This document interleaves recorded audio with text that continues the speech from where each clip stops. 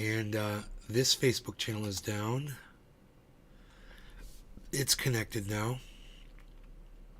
Everything seems to be reconnecting. Okay, and now this YouTube channel, and that will be all of them.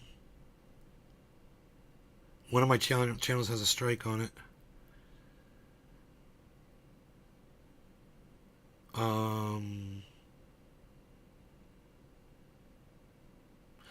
This YouTube channel is taking a while to connect. That might not go.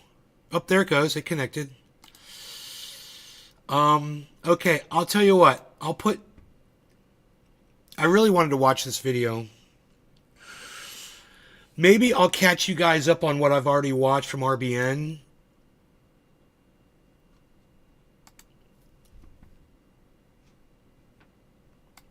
This video is called Addressing Jimmy Dore again. And here's my thing about, now I'm gonna run this in fast because Jay Buffont he's talking very slow in this video.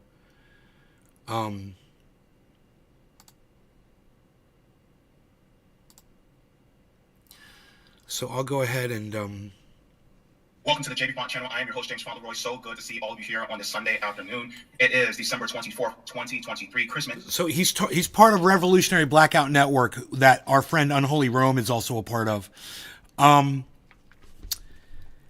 He chooses to not talk to me. He doesn't interact with me on Twitter. He's never responded to any of my chats or anything. But he is taking exception to Jimmy Dore. And there's a lot going on with RBN and Jimmy Dore. And, I always said, anybody going over there and being Jimmy Dore's buddy doesn't understand him yet. And like Billy said, eventually you're going to figure it out for yourself. I can tell you all I want. I can lead you to the water. I can't shove your head under it and drown you like you deserve to be. And Billy knew that about me and Jimmy Dore. He was like, well, yeah, I told you the guy's a phony and you're just going to have to find out for yourself. And I did. And then it's like I took Billy's place and RBN took mine. And I was like, now you guys have to learn. It's just like Willie Bragg. I'm like, Willie Bragg's going to have to learn about Jimmy Dore too. And you know what? You can't shove their head underwater. You just can't do that. You have to let these guys find out for themselves. These are the kinds of people that only want to discover stuff on their own, and you can't tell them anything. So, Willie Bragg, RBN, and all these other people who still, follow Jimmy Dore around like a lost puppy, they're getting it. And all you can do is stand back and watch and enjoy the show. So that's what I'm going to let you guys do. Listen to this for a little bit. Eve, it's so good to see all of you here with me today on this Christmas Eve as well. The Jay Buffont channel is available on all major podcast platforms, so go ahead and subscribe there. Also, this was streamed a month ago. So, this is a month old. The Revolutionary Blackout Network, so you can find me there on Sundays, Tuesdays, and Thursdays if you have not already. You guys can also subscribe to my Substack at jbuffont.substack.com so you're aware of all email notifications whenever I go live, upload clips, or write articles, so you can go ahead there. If you already like what I put out and you guys want to continue to support the channel, you guys can push me out to the algorithm by also liking the stream today. Because this is a special topic, I will be giving my citations and hellos to everybody in the chat after I say what I need to say. Now, this is the title of the video. This is what I want to discuss. Now, what's going on with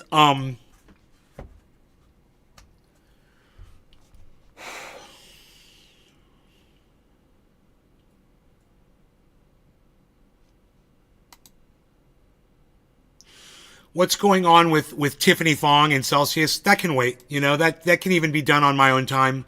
The thing that she said in there that interests me the most is she says she lost all of her money.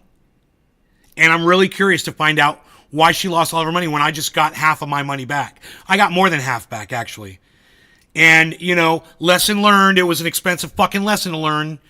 But at least I've got something to show for it now. Billy says connected. Good, Billy, good. Willie's alternative zone. Great guy. Means well, slower than slow on heroin. He'll see the light in hospice around 2031. His hair isn't Buffont enough.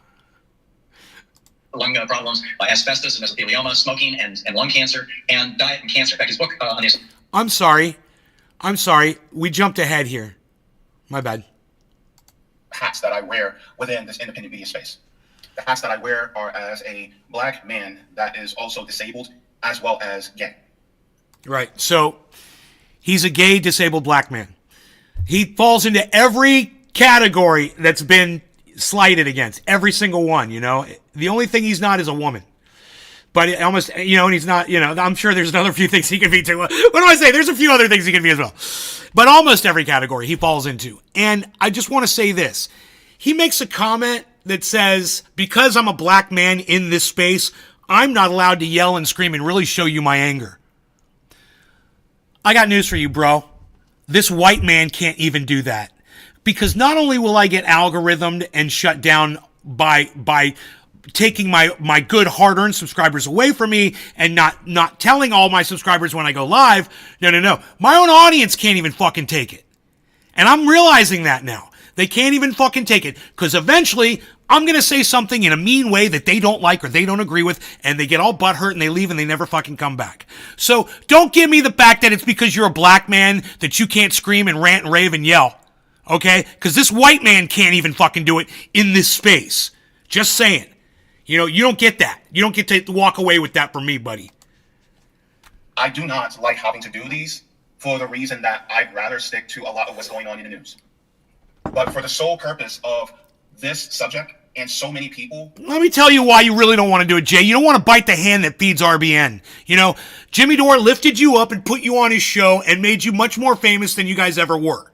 That's what you don't want to do, and I understand it. That's what Jackson Hinkle suffered from. That's what Kurt Metzger suffers from. That's what Steph Zamorano suffers from. There's a lot of people out there who are still playing the, you know, that narrative. Being told inaccurate information, I have to say something as a black person and as an LGBTQ person in this space. Here's the thing. When it comes to subjects like this is deeply important to me. And I am doing this out of a sense of duty because ultimately this is about uniting the working class in order to achieve something better in this country. My hope for addressing Jimmy Dore on this is to be a teachable moment, not just to him, but also his audience that may be tuning in, who may have not ever tuned into my channel before. Welcome to you as well. As of less than 2 weeks ago, Jimmy Dore had on Tucker Carlson on his show. In their conversation, there were some things that were said regarding class and identity that were reprehensible in my view.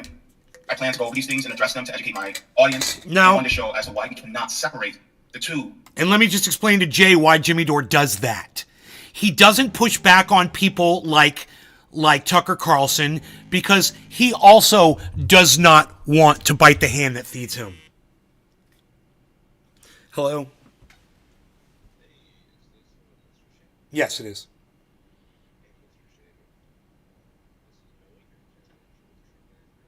I'm good. Kind of in a hurry.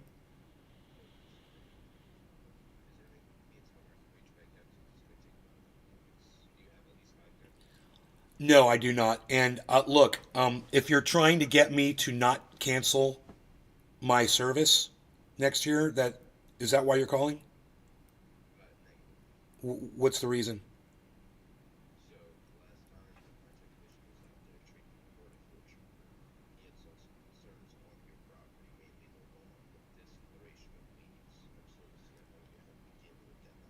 Well, it's been like that for months. That's why I'm canceling the service.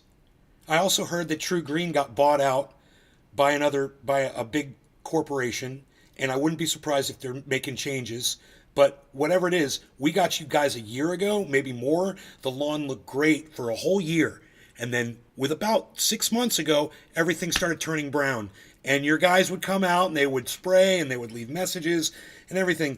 And they haven't been able to fix it. So I am over it. I'm not using your service anymore. As soon as this year is up, we're done. And I don't want to get any more calls from your sales department. Okay, sir. Well, I'm very sorry to hear that. And I do. Goodbye. You guys like the way I dealt with that? You know, usually I'll just ignore it, but they'll just keep calling. They'll keep calling me. You love how I handle that?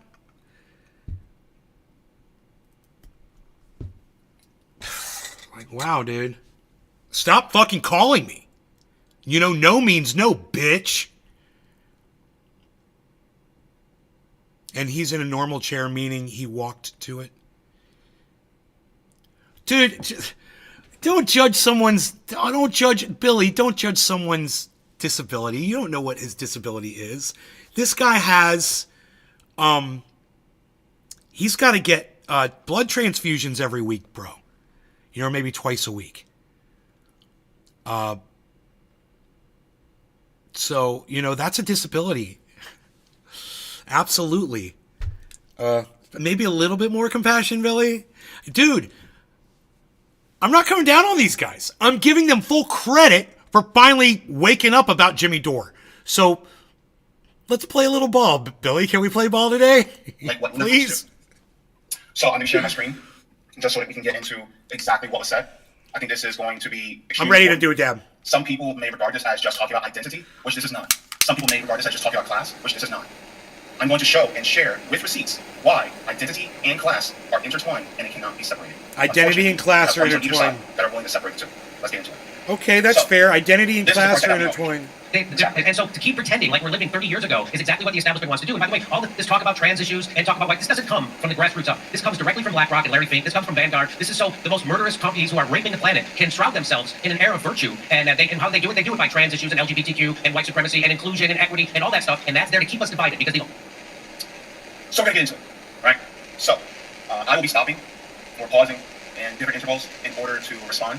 And I will also be sharing different facts and figures as well to back it up. Now, in order to truly get across the ideas and information that I need to, because I'm a black man in this space, I have to take the emotion that I'm feeling and I have to put it to the side because I do not get the deference and I do not get the grace that someone who's white like Jimmy Dore has. Bro, I'm white and they don't give me any grace either. I'm just saying. It's not about you being black and me being white. It's about us being angry, and people are scared of anger today. Everyone's triggered. So, bro, I'm with you. I totally understand. It's not because you're black. That's what I'm saying. You don't get to play that card in the garden with Trendy Nay because I'm way more silenced than you are, and I'm white as the whitest snow, bro.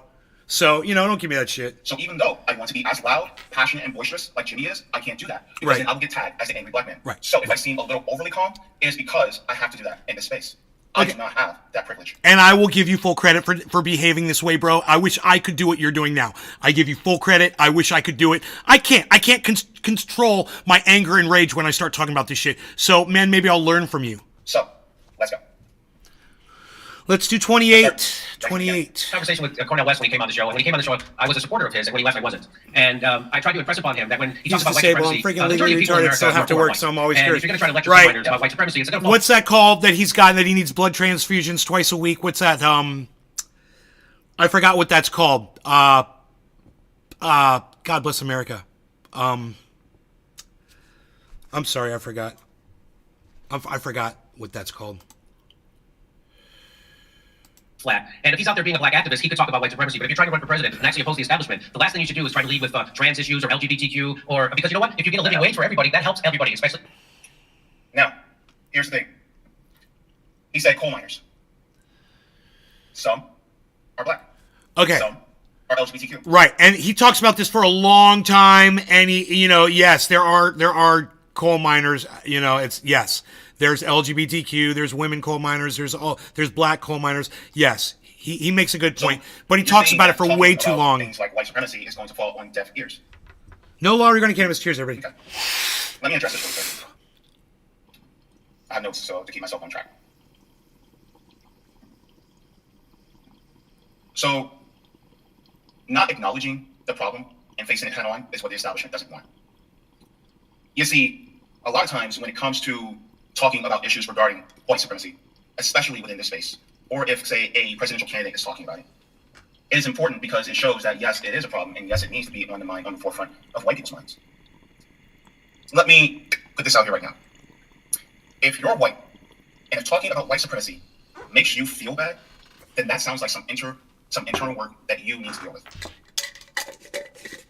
It is not a means to make you just feel bad in your heart, and that's it. Talking about white supremacy. My favorite is when Republicans say there's no racism in this country. So that the issue can be changed, so that the issues for marginalized people can improve. If I have an issue with you, do you want me to just keep it inside and then just react in a passive-aggressive way without actually confronting the issue? Or do you want me to actually name the issue, confront the issue, and then so we can work through it, so that we can actually move forward together? I think that's what is ultimately the best course of action. Now, these corporations that use DEI, diversity, equity, inclusion, and LGBTQ issues, they use them as a cover to keep themselves in a positive light with certain groups. And what they do is they separate identity from class. But their focus is on the identity part, when in reality, it's actually connected.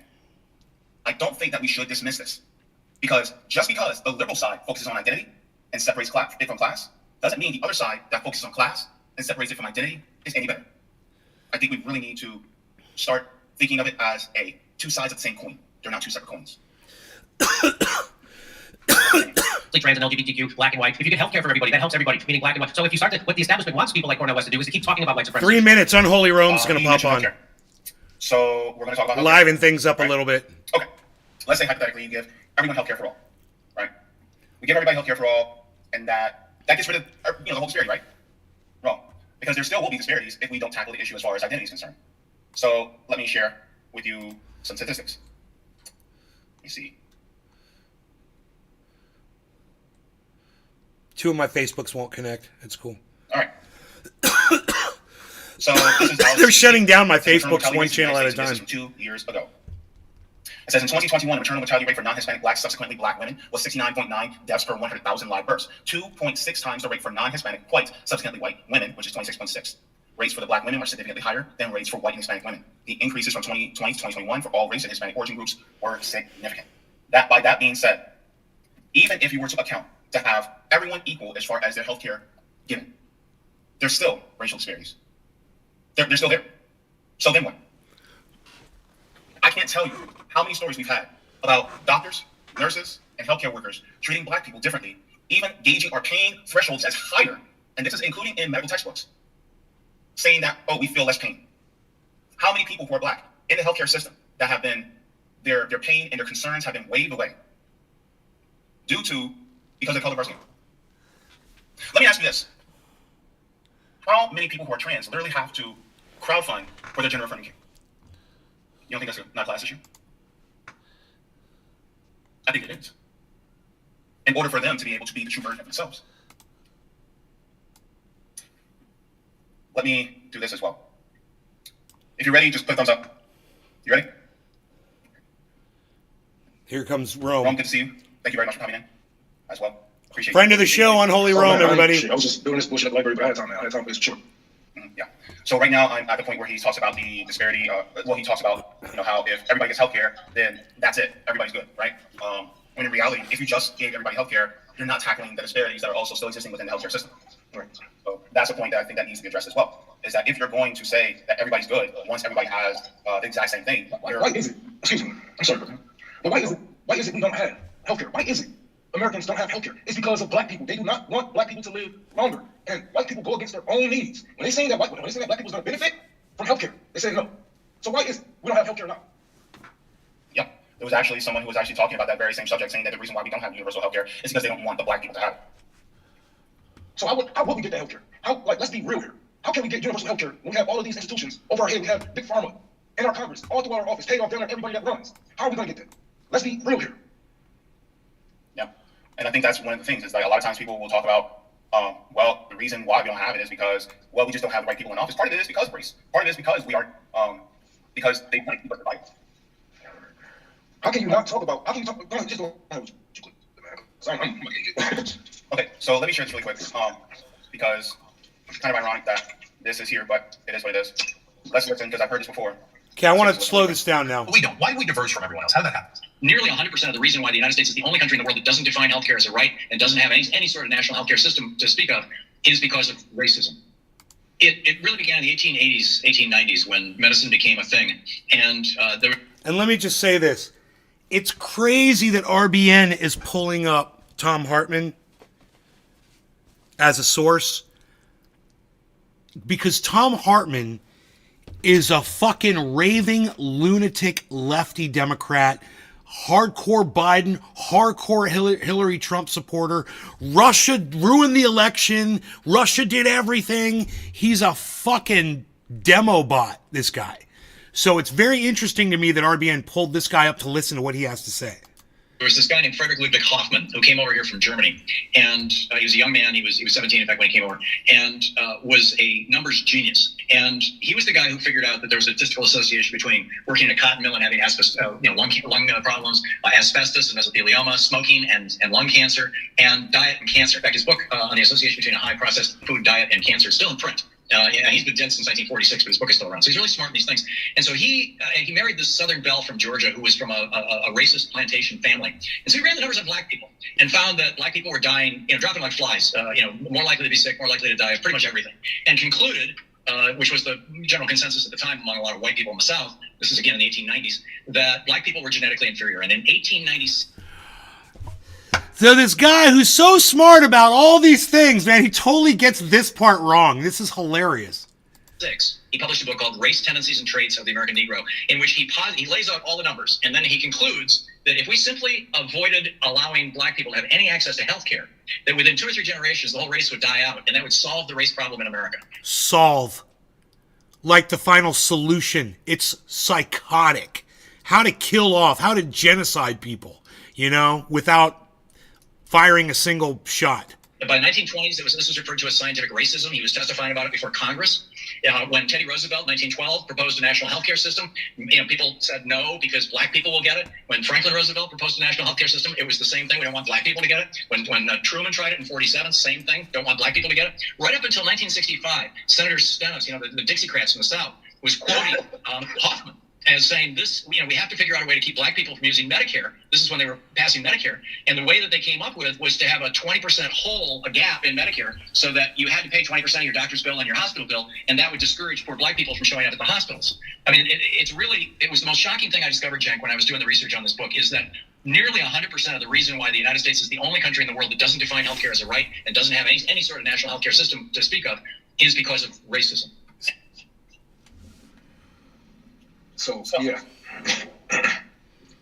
Answered that. Let's go back to the video. Let's continue.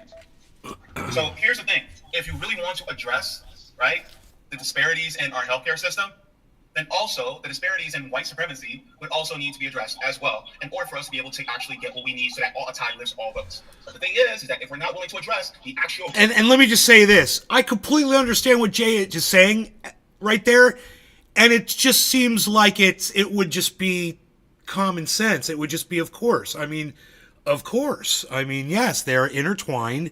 They have to both be addressed. And it just seems like a word that I never like to use, but it is. It's a fucking no-brainer. It's something that should just go without even having to think about. So it's interesting that people are pushing back against this, 500-pound gorilla in the room, then guess what? We're not actually going to get what we actually need in this country because we have this albatross around our neck that keeps us down. Now, let me continue with the video. Talking about trans issues, to keep talking about LGBTQ as if they're an oppressed minority like they were in the 90s when I started. Now, the LGBTQ they are oppressed minority. Does it still exist? Yes, of course they're an oppressed minority. Come to Florida. Come listen to Ron DeSantis speak. Go see what happened to that girl in, where was that, Oklahoma? Where that girl got murdered in a fucking bathroom? The trans girl or whatever? Did you guys see that shit? 3 girls beat a girl to death, man. And it was the day after their fucking governor had a little internet thing with the leader of the Moms for Liberty or Libs. What is it? Moms for Liberty or Libs of TikTok or whatever. One of those weird mothers fucking internet groups, and he had his picture with her all smiling next to him and shit. And the next day, those 3 girls killed a little trans girl. Well, this nigga is, you can't be that stupid. This was a month ago, though. Be that stupid. So that hadn't happened yet. And to say that we act like a minority group that's still being oppressed. See, look, and this is good because Jay Buffont came on here and said, I'm going to do this and I'm not going to get mad. I'm just going to say what I have to say because I'm a black man and I'm not allowed to be an angry black man in this space. And then fucking dude, Unholy Rome just steps in there and is like, no, bro, this is how you got to be, man. You got to be angry. You got to show it. And I'm going to scream and I'm going to yell and I'm going to curse and we're fucking pissed. And there's no other way to express this. I sympathize with Unholy Rome. We are oppressed worse, in way worse ways than we were. Dude, what the fuck? You guys saw, I was just moving the volume up. You saw it just totally ended the video or something. I don't even know what the fuck just happened. We were in the 90s. We are oppressed in way worse ways than we were in the fucking 90s. Look at the Patriot Act, the NDAA that kicked the activists off the damn ground. Our leaders are gone. What the fuck is you talking about? They act like they're oppressed minority group. We are. Why is it? Why is it that how is America doing something? People say this shit. Only rich white people say this type of shit. Ain't nobody who out of touch with reality that much that you don't see the shit that's going on the ground. We all are commentators. We all are political commentators. We know the history. We know what goes on the ground. People are being killed by police every day for nothing. They neglected from the healthcare system to the man. Play the video. All right, so let me share this really quick with everybody, just so that we're clear. So this is out of Bloomberg. It says 2023 is already a record year for anti-LGBTQ bills in the U.S. Apparently, we're still doing all right. We're not being as discriminated against. Well, it says state lawmakers in the U.S. have already introduced more anti-LGBTQ bills this year than the past 5 years combined. At least 385 anti-LGBTQ laws have been introduced at the state level in a majority of U.S. states as of March 3rd, according to the American Civil Liberties Union. By comparison, lawmakers introduced 162 anti-LGBTQ bills last year, 19 of which were signed into law. Between 2018 and 2022, state legislators introduced at least 361 anti-LGBTQ bills in total. So if you look at this graph, it actually shows in 2022 that they have been ramping up the anti-LGBTQ laws. Also, this is from Jillian Brandstetter. Where's the fucking video at? Dude, what is going on?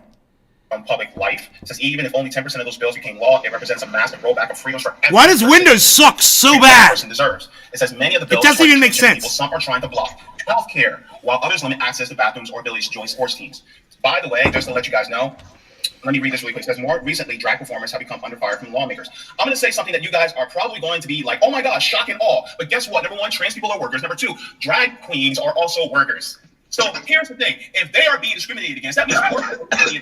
So my question is, and I got to make sure to keep myself calm, is that why in the world are we sitting here dividing the workers? Because we could be talking about no law regarding cannabis. Cheers, everybody. Somehow is bad. Somehow we're somehow doing much better in this country. I learned a long time, worker means white person. That's what that means. So what do Jimmy want our leaders to do? Want somebody that's running for president to do? Not address the issues that I face every day? And you think you're going to get that vote? You think you're going to get a nigga like me to vote for you if you're not addressing the things that me and my community is going through? So Jimmy, even if I had healthcare, right? Let's say all black people was healthy. We're doing good, right? We went vegan, vegetarian, we all working out. Guess what? You get shot in the head by the damn cops. So you got to address what's going on. We still are oppressed minority group. We have an illusion of these freedoms that has been given to us, but we still are the majority of the prison population. Jimmy, we are not only the majority of the prison population, but half of the people there are being held without trial, without bail, and most of them motherfuckers are black. Rome, just let you know when you raise your voice, the sound kind of goes out a little bit. Just letting you know. So as far as the sound quality, just letting you know. I'm sorry. Yeah, because we have to address these things. Jay, this is what you should tell him. Yo, Unholy Rome, take your mic and just move it a little bit away from your mouth. It's too close. And just back it away and you'll be able to scream and yell all you want. But his mic's not going out, it's distorting. If you're going to run... That's a communication problem right there. You better be ready. Jay's got to work on his communication skills. It's not just the white working class that has issues in America. We are still facing the same problems that my grandfather are facing. We are worse off. Most black people are still staying with their parents. The older millennials are staying with their parents. Do you understand that? Do you understand the wealth gap of normal white American families having $100,000 in their bank accounts compared to black people with $100 to $500? Oh, I'll get into that in a second. I also have that as well. So let me share this as well. I just want to continue this. This is from the Williams Institute. This is from UCLA. It says evidence of employment-based discrimination on sexual orientation and gender identity. It says in October 15, 22 states in the District of Columbia. He said worker means white person. Sexual orientation of those states, 19. I think what he meant was he was talking about, I heard him say that, he was talking about in Jimmy Dore's context. He's like, Jimmy Dore means, he's referring to white people. He's calling Jimmy Dore racist. District of Columbia also expressly prohibit discrimination based on basis of gender. By analysis how frequently existing state employment non-discrimination laws are used by LGBT people. So here's the data points. So it says 6.5 million workers in the United States LGBT. 51% of the LGBT workforce is not protected from sexual orientation or gender identity discrimination under state laws. And then this one says 4.9% of complaints of racial discrimination off every 10,000 workers of color, but 3.7 complaints of sexual sex discrimination in employment off every 10,000 female workers each year. The thing is that yes, it still happens regarding sexual orientation too, which is also based on class. Now, I also have some more statistics just to prove my point. Let's go into this. So, we're going to talk about it. Let's talk about it. Let's go to inhomelessness.org. It says racial inequalities and homelessness by the number. Most minority groups in the United States experience homelessness than whites, and therefore make up a disproportionate share of the homeless population. African Americans make up 13% of the general population, but more than 40% of the homeless population. Similarly, American Indians, Alaska Natives, Native Hawaiians, Pacific Islanders, people who identify as more races make up a disproportionate share of the homeless population. So, when it comes to race and class, when it comes to even homelessness, there is a disproportionality. That also is not being addressed. That's being denied by people like Jimmy Dore and Tucker Carlson. And so when it comes to race and class, they are intertwined. I also have more receipts to share because this is the thing. Saying that, oh, we've had it good for the last 30 years is gaslighting. It's disrespectful. Yes, it is. It's disrespectful to people. This is what I want from you so-called white allies. I want you to shut the fuck up and stop speaking for us. We do enough of it. I'm pretty sure you guys hear us loud and clear. You hear us loud enough to ignore us.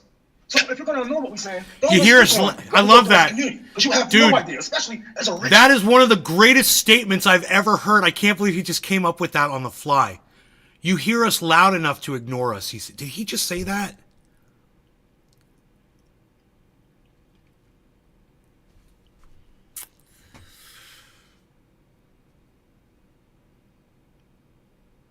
I want to kind of rewind that. 32:39. Let's take it back to 32. You hear us loud enough to ignore us. Gaslighting. It's disrespectful. Yes, it is. It's disrespectful to people. This is what I want from you so-called white allies. I want you to shut the fuck up and stop speaking for us. We do enough of it. I'm pretty sure you guys hear us loud and clear. You hear us loud enough to ignore us.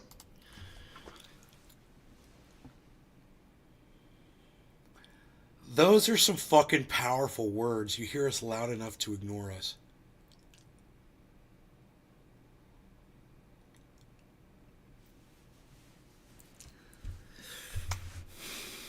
You hear us loud enough to ignore us.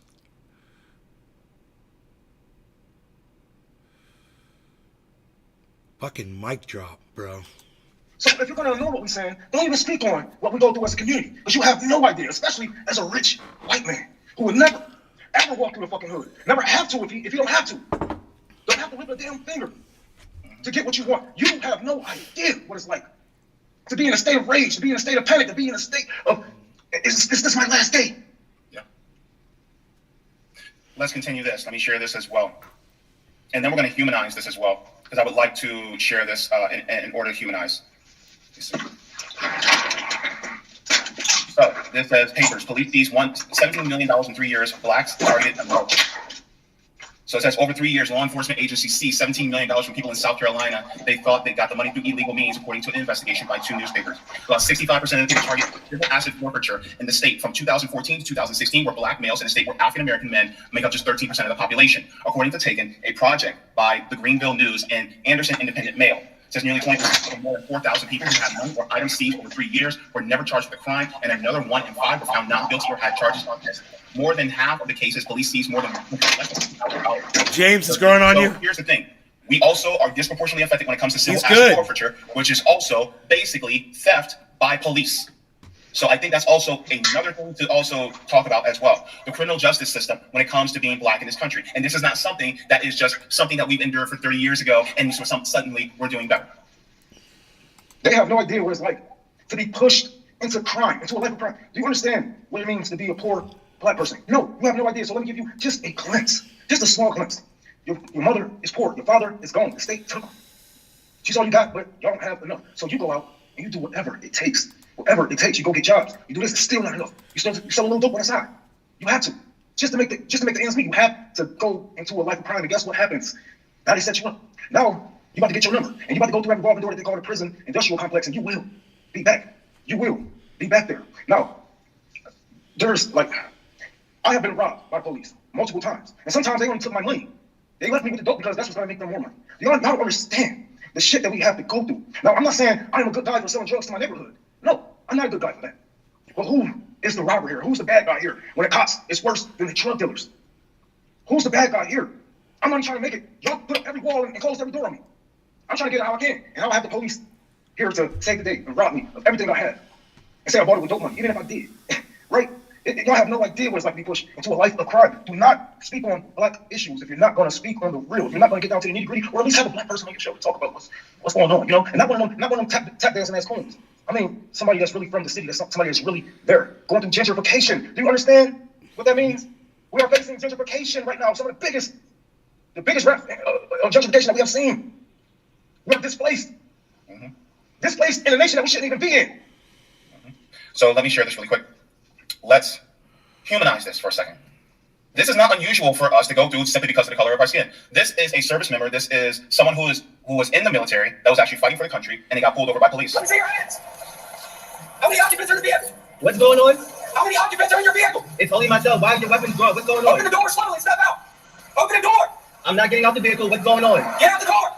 What's going on? Get out the car now. Open the door. Get out the car. Keep your hands outside the window. My hands are right here. What's going on? Get out of the car now. Get out the car. What's now. going on? Get out of the car now. Get out of the car now. I'm serving this country, and this is how I'm treated. Yo, guess what? I'm a veteran too. I don't know, babe. That's Get out of the car. What's going on? Babe, what's going on? You fixing the light yourself? I'm sorry, what? Get out of the car now. What's going Get out of the on? car now. Work with us and we'll talk to you. Get out the car. You received an order. Obey it. I'm honestly afraid to get out. Can I? Yeah, you should be. Get out. What's Get out. that? He said, I'm afraid to get out of the car, and he said, yeah, you should be. Okay. So, any wonder why we go through what we go through in this country? And by the way, if he gets arrested, because the police, which is also, by the way, an inherently racist institution, arrest him and then put him in jail, and then he fails to go to work, guess what happens to him? Guess what happens to his job? And then he has that on his record. Guess what happens to him when he has that on his record when he tries to go for further employment? What happens to him then? How is race and class? How is that connected? I have another one.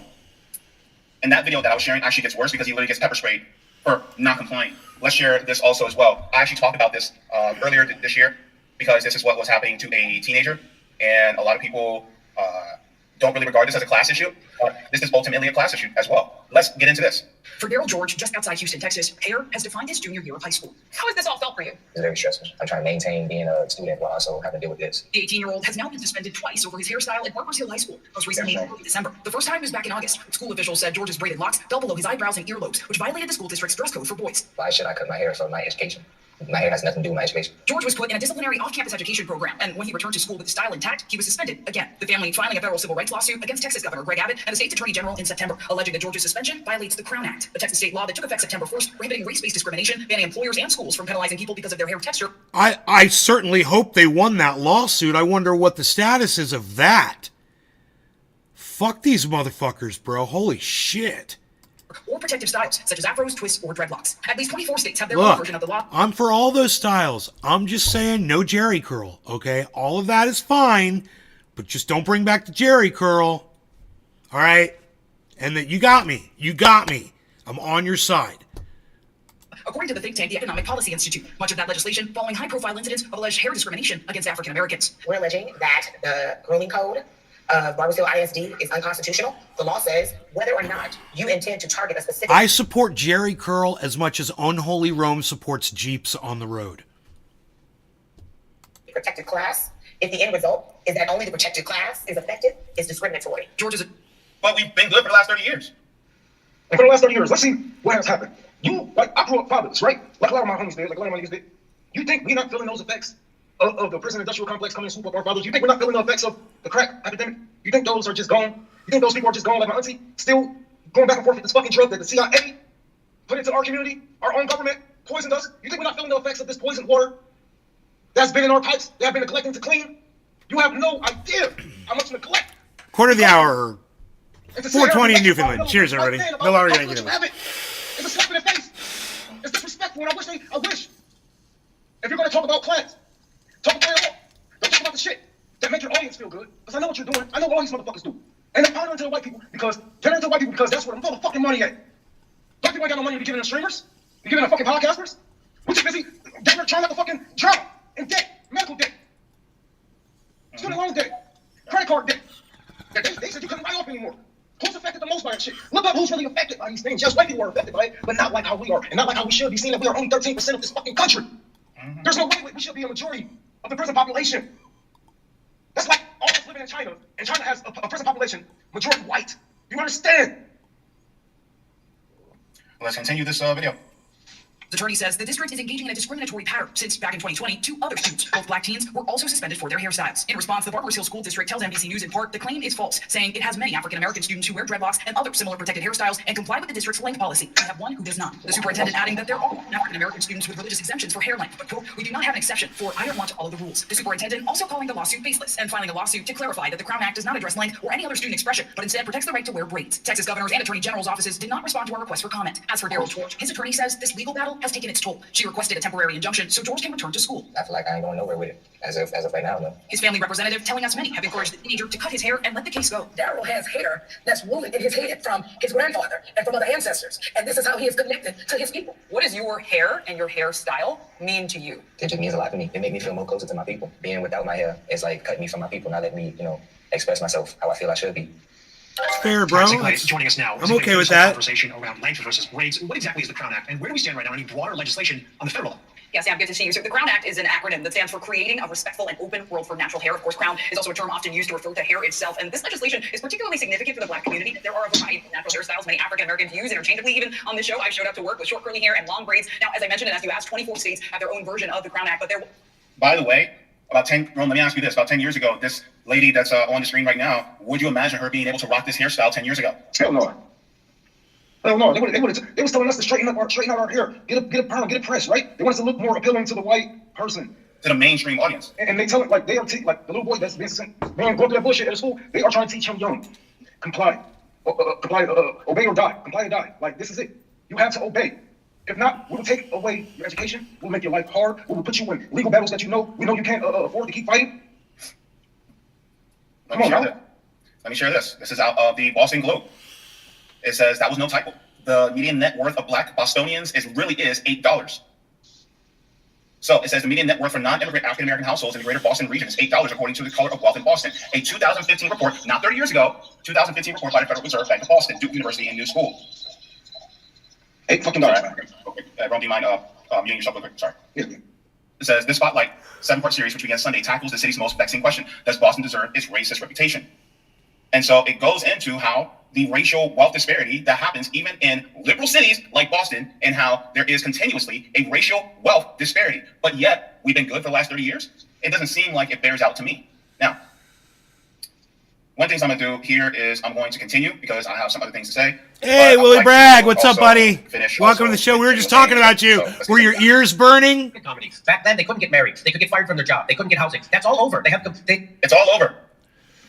Dude, it's not over. Sorry, go ahead. My mama, my auntie lost our childhood homes, man. We had to stay in at least 10 different houses. We had to jump door to door, sometimes couch surfing, man. And it is so hard. It is so hard to get housing. The Section 8 voucher, you're going to be on there until you're 40 fucking years old before you even get a damn house. My mama had to move out of Michigan. She had to go to Ohio to go into low income housing. So how are we good? We can't even afford to have a home anymore. It's way worse.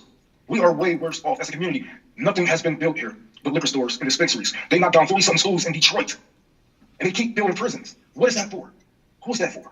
It's for the kids that we just took them schools away from. Good words. They have no other opportunities out here, so they're going to go back in that revolving door of the prison industrial complex. Do you know how hard it is to be a black poor person in America? And you screaming for that?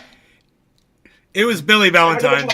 What's wrong with this guy? Like, I'm poor, I'm hungry, I do this, I do that. I have to go into prostitution to help feed my brothers and sisters. Do you understand me? Let me share this as well. This is within the last few days. This wasn't 30 years ago. I hate when this happens. All right. Hang on, guys. I'm going to have to go around this paywall. Fortunately, I can't share this. Great. So, while this is loading, because for some reason it won't allow me to share it right now.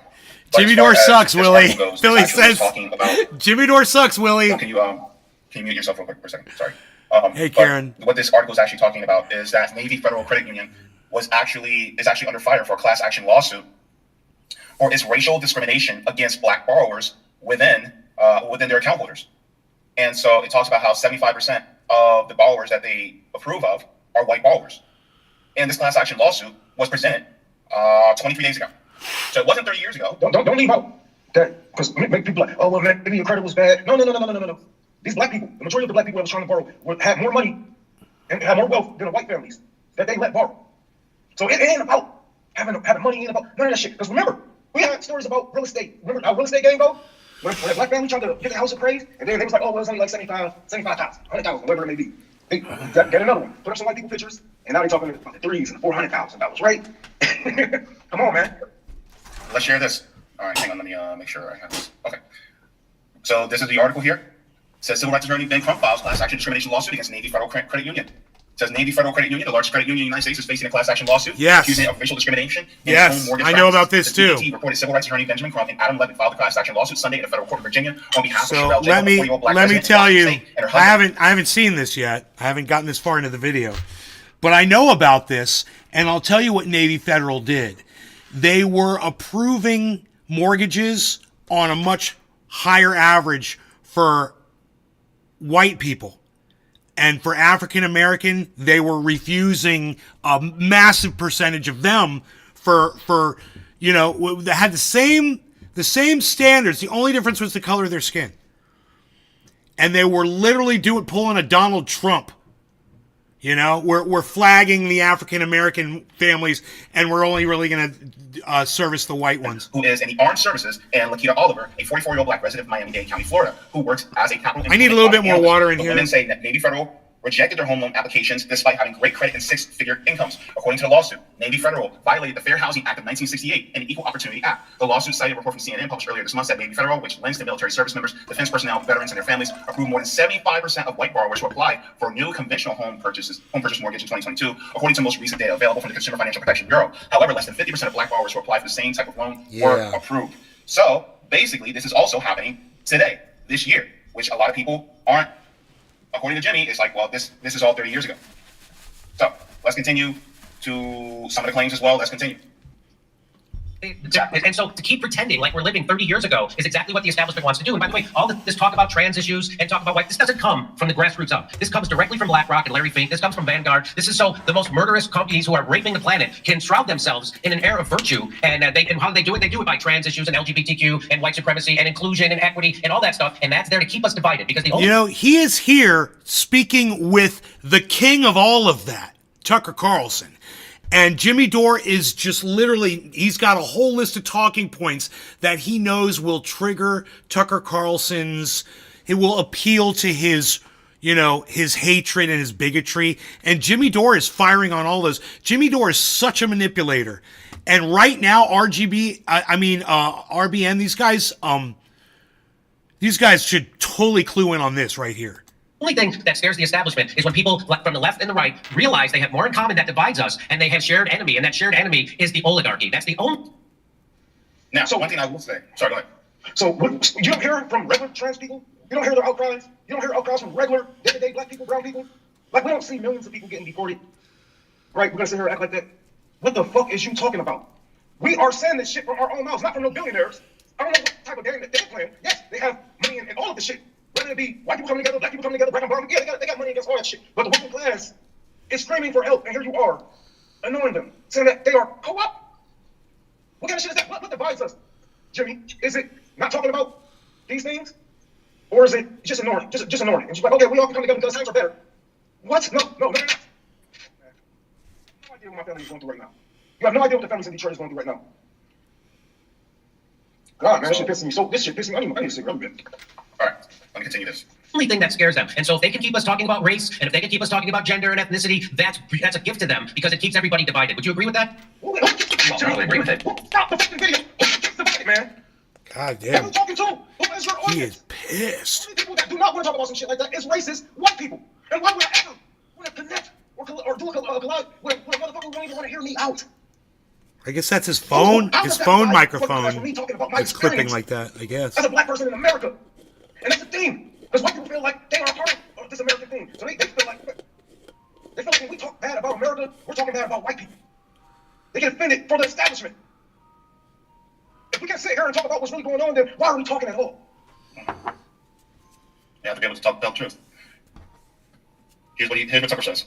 Vehemently, and that was so nicely explained, I can't really add much to it other than to say there's been research on this, I'm sure you've seen this. The incidence of the phrase racist, white supremacist, white nationalist in the New York Times, which is easily searchable, shot up right after Occupy Wall Street. So I'm not alleging a conspiracy. I think it's a conspiracy of instinct. Like, oh, wait, the one thing you can't criticize is finance. Let's get the peasants mad at each other. I kind of want to just rewind that and just hear that one more time. I'm sorry, 59:48. Let's go 59:25. I'm sorry, I missed all of those talking points. Seen this. The incidence of the phrase racist, white supremacist, white nationalist in the New York Times, which is easily searchable, shot up right after Occupy Wall Street. So I'm not alleging a conspiracy. After Occupy Wall Street.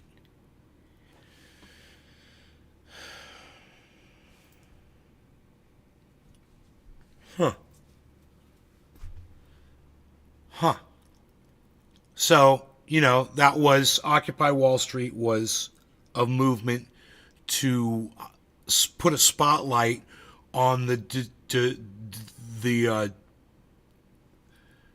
divide between the wealthy and the poor of this country, for the most part. Conspiracy. I think it's a conspiracy of instinct. Like, oh, wait, the one thing you can't criticize is finance. Let's get the peasants mad at each other. There's no question about that. I mean, in my opinion, the real crimes are mostly financial. So I guess he's trying to say Occupy Wall Street was a tool used by the liberal left to create division. That's what I'm assuming he's saying. Soros, I guess. So let me address this really quick. Because Tucker's actually correct. He says the real crimes are financial. Yes, they are. But disproportionately against whom? Top of the hour. No law regarding cannabis. Cheers, everybody. I hope you're smoking along and having fun. I'm really enjoying this. Let me share something. I hope you are too. He's correct. It is. Hey, Daisy Flynn. But there's also some racial elements to it as well. Let me get this really quick. So, it says, does wage theft disproportionately impact black employees? It says, did you know that the Fair Labor Standards Act of 1938 was established federal minimum wage and overtime pay and banned child labor, excluded housekeepers, laborers, nannies, tipped employees, and day laborers? This law encouraged employers to steal real wages from their employees. Unfortunately, wage theft still occurs today. Therefore, this is what you should know. It says, talk about wage theft. It says, who receives the greatest impact? Are you one of the Americans that experience overtime, minimum wage, or meal break violations, which occur in 1925 and even 58% of the workforce? Low-income individuals are disproportionately impacted. Women, immigrants, and people of color experience higher levels of wage theft. For example, although they only comprise of 10% of workforce, 16% of wage theft impacts black Americans. This led to 196,000 black workers experiencing wage theft, up to $22 million in 2020. This is disproportionate. That's systemic racism. So, if you want to talk about how we're treated by corporations, then yes, the disproportionality when it comes to how we experience wage theft is actually higher. So, when it comes to race and class, there's another intersection there. It's built in. Let's continue. For 54 years, and I've never once on television or any public forum with a big audience. I've heard a real debate about. Willie says Occupy Wall Street was not perfect, but they were overall a good movement. They were always mountain-wise superior to the neoconservative fundamentalist Christian bullshit of the Tea Party. I agree. Taxes. So we tax people twice as much for working as we do for investing. Why do we do that? Wait. Willie said, I wish Tulsi Gabbard would suck, if you know what I mean. Well, there's always a cold shower for me. Women stop becoming attractive to me whenever they reveal that they're ugly inside. I can't look at women who I thought at first were beautiful and see them the same way once I realize what they're about. They're no longer beautiful to me. They're ugly and disgusting, and I don't care how much makeup you put on that pig, bro. I could never find attraction to women who think that way.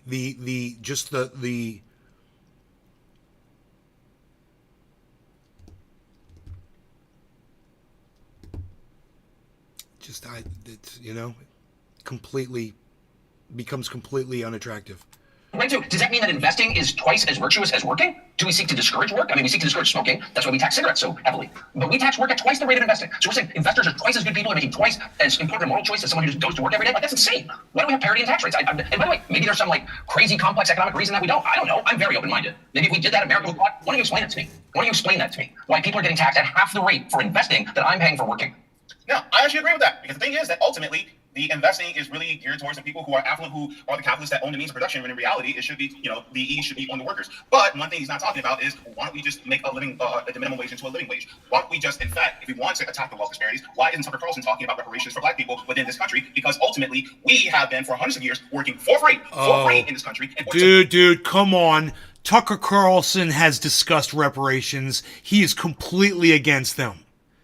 And you know that, Jay. Don't act like you don't know where he stands on that. Come on. Build it up so that people like Tucker Carlson can have a little bit more money in his bank account, legacy-wise. But when it comes to actual fairness, which reparations is actually about fairness.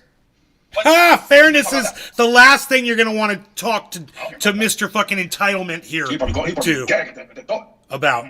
And no one can. And by the way, well, maybe someone can. No one has, because we've never had a debate. It's more like, trans lives, or some stupid academic bullshit debate about, I don't know, what. And none of this stuff is because trans lives is stupid. According to this moron. Trans lives. Who cares? They're different than me. Who cares about their lives? Their lives don't matter. What about white lives? What about those?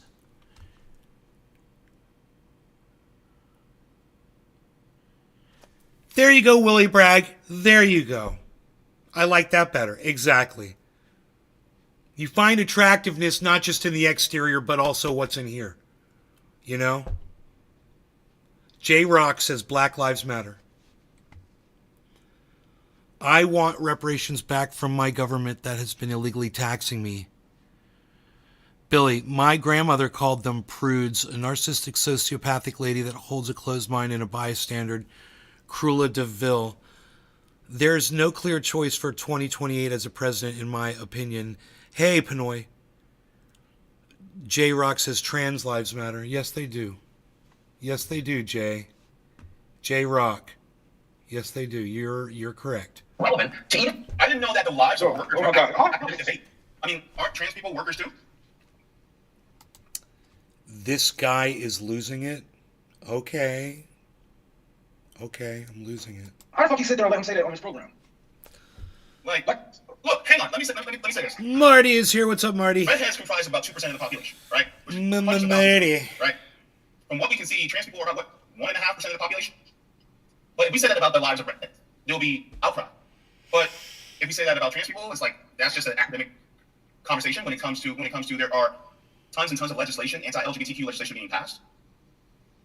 It's funny because how much of the population actually comprises of Palestinian people, and yet we are coming together against the genocide that's happening in Gaza? Which is correct. We should be coming together about that. But yet we can't come together and actually advocate for our fellow workers who may be of a different gender identity. The white man has a God complex, man. The white man has a God complex. He feels like he's that main character syndrome where every conversation has to be around me, or don't make me feel uncomfortable, right? By calling out the racism and all the shit that we go through. If it makes you feel uncomfortable, when we speak on trans rights, or maybe what they're going through at the time, we're speaking on gay rights, or maybe what they're going through at the time, we're speaking on black rights, or the lack of, that make you feel some type of way, then maybe do some type of way, motherfucker. We shouldn't change. You should do it changing. If minorities are speaking up, we have been down, we have been kicked down, but now we are loud enough to be heard. And you telling us, shut the fuck up. How dare you? And to say that these people, it don't even matter. Speaking about some trans people, what the fuck is this guy talking about? I'm coming because this nigga make me mad. Let's continue. Aww. I make a lot more than the average person. What if I made $50,000 a year? This would be a deeply relevant debate, but America has not been treated to that debate because we're arguing about race and endless race stuff. And the last point, which is obvious, I'm not sure anybody could find tangible ways in which any black American or any white American has benefited from the furious debate and chin-tugging and yelling about race over the past 5 years. You can find one. Look at your motherfucking grandkids. Look at your motherfucking nieces and nephews. Why are they more progressive than the generation that's before them? Because if people like us keep speaking up, we keep speaking up, and we put eyes on these things, put eyes on neighborhoods that you never will walk in. And if you drive by, I guarantee you'll rather run out of gas and go to AAA before you step out of that motherfucker. We are putting eyes on things and attention on things that people have no idea on. So now we have younger generations that's way more progressive than Generation X, way more progressive than the older millennials, way more progressive than the fucking boomers. So yes, debates are good. We should have these debates amongst each other. And this is why it's so much racism amongst white families because y'all don't push back on that bullshit. You know, granddad, your uncle say some racist ass shit, and you like, oh my God, I'm just not gonna be like that. No, not only don't be like him, push back on that motherfucker. I have some notes written down after this point. So, because both sides separate race from class, Tucker, you're separating race from class, favoring class, and others who are liberal will separate race from class and favor race. So the needle doesn't move. Also, the systems which keep white supremacy in place are not dismantled because it keeps us divided, remains in place. Not talking about white supremacy is like not going to the doctor about that lump on your testicles. You can avoid talking about it all you want. Oh, that lump on your testicles. Their ignorance is baffling. So it's fucking funny. Sorry, go ahead. I was gonna say, okay. Those houses. Talk about it. Oh, okay. I love it. I mean, aside from like the obvious charlatans, and I'm sorry, I was going to add one thing, because I know Cornell, and I've always really liked Cornell. I went to Africa with him 20 years ago with Sharpton and had the best time ever. And I think he's legit smart. I will say that. I mean, he like reads Russian language, which is hard. And he has good instincts, but the fact that his default is always the shallow, effectively neoliberalism, which you would hate it if you heard me say that, but it's true.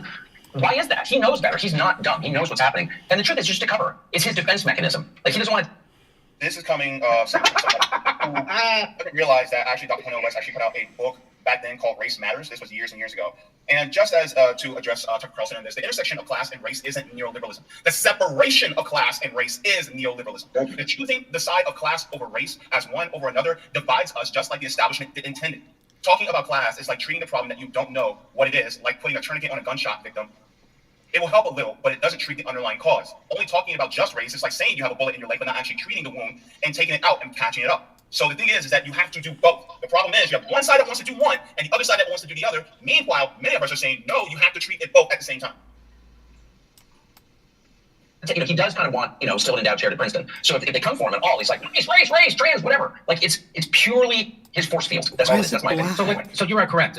I was a big fan of Dr. Cornel West, again, until he came on my show. And then he is really smart, like you said. He reads Russian, all this stuff. And that's why it was so disappointing when he pretended he was dumber than a pothead jagoff comedian for that entire interview. He tried to make the case that Donald Trump tried to overthrow the peaceful transfer of power on January 6th, which I know he's smarter than. And a bunch of Second Amendment gun nuts showed up at the Capitol to try to overthrow the government. And son of a bitch, they all forgot their guns. Isn't that the weirdest thing? Oh my God. It's like, Vinny, you didn't bring the guns? No, I brought the mittens. Anyway, of course, he knows better. And then I tried to point out that, one of his issues is Stop Cop City, people who are protesting the expansion of the police state in Atlanta. And I tried to point out to him that the same RICO laws that, by the way, were invented to go after the mafia, which is why everybody was okay with that. Well, you're really going to use them to go after the mafia. Well, now they're using them to go after Donald Trump, a former president who's a political enemy of the establishment and the #1 opponent of the current president, Joe Biden. Here's the thing. Donald Trump isn't any enemy of the establishment. He's a part of it. He's part of the damn establishment. It's theatrics.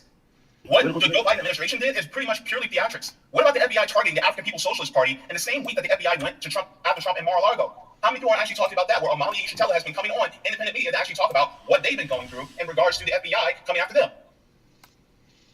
But is he talking about that? Used the RICO statute to go after him and indict him. Not only did they use the same RICO statute to go after Stop Cop City protesters, they used the same grand jury. The same grand jury indicted them. And I tried to point that out to Cornel West. And when I said, you see the game that's being played now, he pretended he didn't, and then he called me a Trumper. And so for that, I don't think he called me a Trumper. And I won't. And I won't stop bringing it up either. Just like I won't stop bringing up. It's just so, but it's so sad though. It's so sad. I mean, because Cornell, the whole shtick is, I'm a free man. I'm an old blues man. He's always saying that. Yes. And he could be. He actually could be a free man because he has all the qualities required. He's self-aware. He's smart. He's wildly articulate, and he's a good dude. He's smart. He's wildly articulate. Gosh. Now, where did I hear this before? Oh my God, man! Those dog whistles as loud as dead. Dude, was he talking about Trump, calling Trump wildly articulate? Story of my life, especially as somebody who speaks the way I speak and presents the way I present myself. I've heard this so many times in my life. Good Lord. Actually, in my opinion. So why not be? And I think he's had a series of, very complex personal life, and they basically just kind of have him. Like, he needs the gig, and so he has to, repeat the slogans. And that's why it bums me out every time I see him. It totally bummed me out, and I tried to impress upon him. Why do you call Donald Trump a fascist? You won't call Joe Biden a fascist. I agree. Joe Biden is both a fascist and Donald Trump. I don't know who they're talking about. I'm so sorry. I thought they were talking about Trump. And we had our back and forth. I ain't gonna call it a back and forth, but we had our disagreements with Dr. Cornel West about. Oh, Dr. Cornel West. That's who they're talking about. My bad. We did. We agree with Jimmy Dore on some points. We agree with Dr. Cornel West on some points. But see, this is the thing, man. It is so much of a slap in the face to hear from a rich white man and tell us to stop talking about race. The reason why we talk about race is because you don't. Somebody has to put eyes on these things. People would not know what's really going on in the black community. If it Quarter of the hour, no longer on cannabis. Cheers, everybody. I hope you're keeping up and smoking along and having fun. Show. We're better off. But I'm outside, and I see my future has been taken away from me. generational wealth is an illusion. Let's continue. And you pretend like fascism only comes when Donald Trump is president. We're living in it. We just lived through 3 years of coded fascism. Okay, Jimmy, let me ask you this. When it comes to the people who were disproportionately affected by COVID, let me ask you this. Which racial group was disproportionately affected by COVID? Also, why was it disproportionate? Interesting, right? When you start to think about it, why was it disproportionate? Well, come to find out, it's disproportionate because of white supremacy. And you know what? I went in Toledo, Ohio. I was doing a giveaway during the pandemic. This went in the middle of it, doing a giveaway, and it was paying poor black people, homeless black people, to get their vaccines. So I asked this window, how many vaccines have you gotten already? He like, I got like 13 vaccines. So we want to talk about all the vaccines and this and that, blah, blah, blah. You have to talk about who's affected the most by it, and who's being used as a guinea pig. Who's being used as a guinea pig for these experiments? I mean, shit, we can go to the population, but who's that? Who's the person population? Who? Let's continue. Because I got my closing thoughts as well on all this. Presented with it, and when presented with it and the chance to fight against it, you turned a blind eye to it on purpose, and that's what he did, and his whole class did that. Because no, he did not, because in the interview he actually... And I must agree to disagree respectfully with everything they just said. Let us continue. Because he wants to lead a commission to actually investigate the effects of the jab and how it has with all due respect been manipulated by the big pharma as well. So that's not being completely honest there, James. Because Cornel West is not from the working class. I'm from the fucking working class. Not actually. Hold up. Because if you look at Jimmy's Wikipedia, I'm not even going to bring it up. I have it here, but I'm not going to bring it up. Jimmy Dore, even though he comes from Chicago and his father was a police officer, his father also owned a bricklaying business, which he's going to bring out that I used to, do bricklaying, which was his father's business. And Jimmy also went to a private school for 12 years. So, is he really working class like the rest of us? Because Dr. Cornel West went to a public high school. We got to remember when rich people say I'm working class, it means I have to work, right? Even though they are middle class. They are middle class, but they still consider themselves workers because they actually have to go work. But they are still better off. This man has generational wealth, basically, right? Right on, Craig.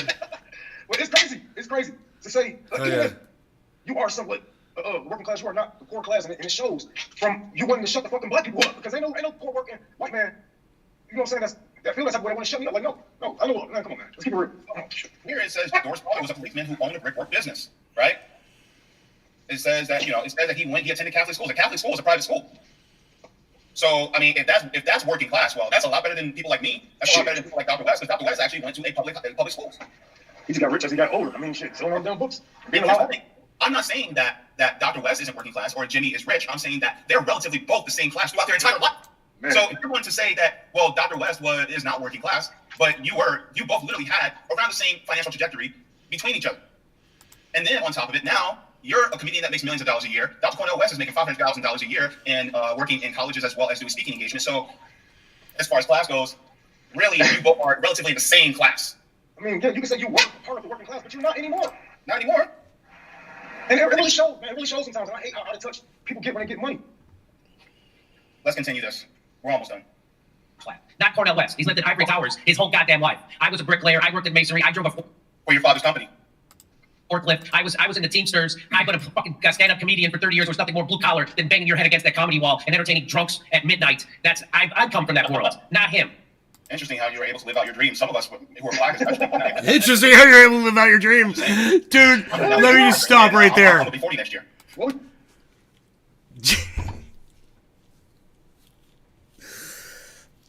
Dude, that was a fucking excellent response to Jimmy Dore, man.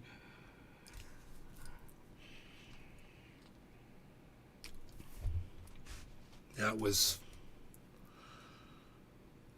and it was. What is this? What is this? A big ass circle jerk? I did more. I did this. I did that. Okay.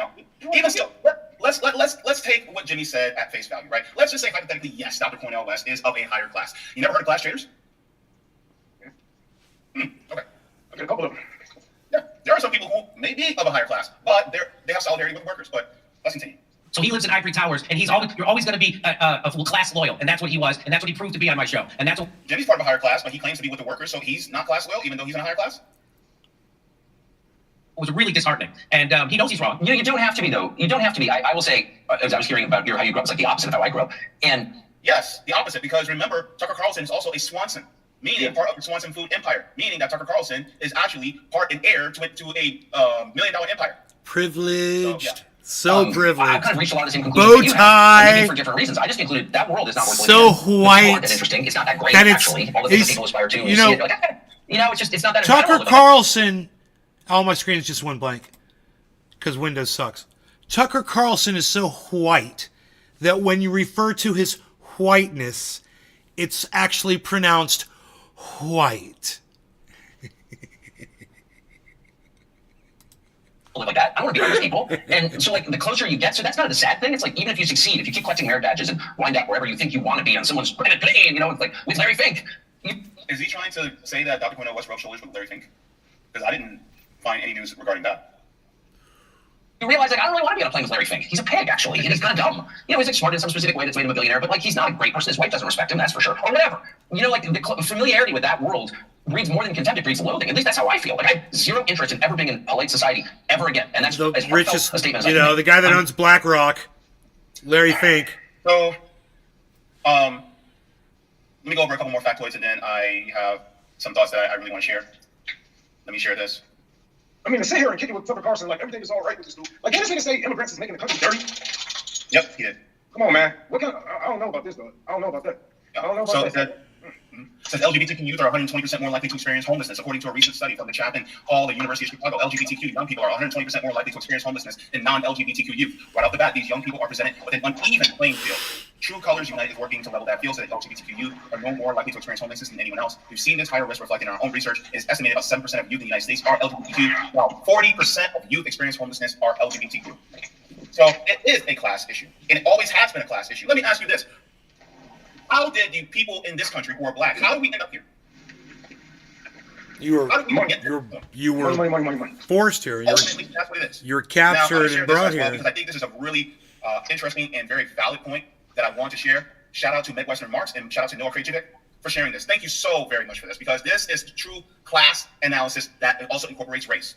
Noah says, people have been asking me lately, why Du Bois? He talked about W.E.B. Du Bois. He says, why W.E.B. Du Bois is the father of American Marxism? Wasn't he just a liberal? Didn't he say some random stuff pulled out of context? Carlos Garrido recently wrote a brilliant paper on this, but unfortunately it's behind a paywall. Academic journalists are the worst, and we're not allowed to republish it. So let me explain in brief. Marxism, or Marxism-Leninism, if you want to be technical about it, is universal. It is the universality of all society moving forward, gives us the laws of development. What Du Bois gives us is the particular.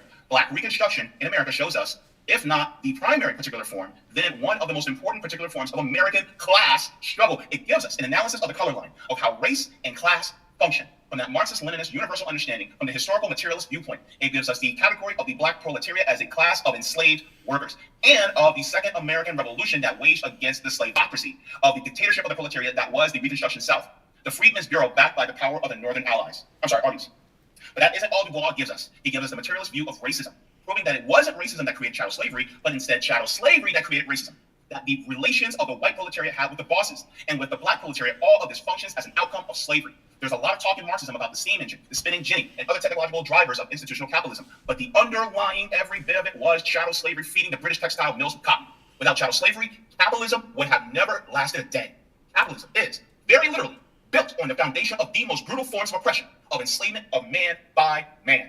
So this is an hour and 30 minutes into this thing. I'm going to stop it now. I am really appreciating this conversation. I want to hear the rest of it. I'm probably going to watch it on my own time, but you guys take care, and I will see you on the next show. I hope you enjoyed the hour and a half, and I'll be live again soon, I'm sure. And in the meantime, come on over to Twitter. I'm at Nay's Garden on Twitter, and I'll be looking for you over there. All right? Download Twitter or go to twitter.com on your internet accessible devices. Bye, guys. Bye.